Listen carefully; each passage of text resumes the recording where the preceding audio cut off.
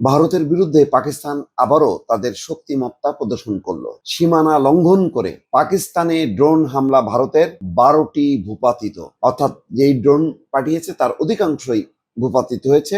একটা ড্রোনের আঘাতে 4 জন সেনা কর্মকর্তা আহত হয়েছে। আইএসপিআর এর মুখপাত্র বলছে যে ভারতীয় ড্রোনগুলো পাকিস্তানের লাহোর, গুজরানওয়ালা, চকওয়ালা, এটক, রাওয়ালপিন্ডি, বাহুয়ালপুর, মিয়ানওয়ালি, ছোড় এবং করাচির দিকে পাঠানো হয়েছিল।